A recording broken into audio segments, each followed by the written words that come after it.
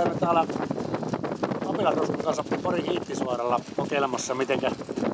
ruska pelittää tämä ratayhteydessä. Huomaatte, niin ovi on kullassa kunnossa niin otettu, että